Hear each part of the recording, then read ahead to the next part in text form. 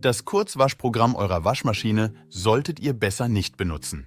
Die Funktion ist vor allem für Ungeduldige verführerisch. Die kurze Waschdauer bringt für Verbraucher jedoch auch gravierende Nachteile mit sich.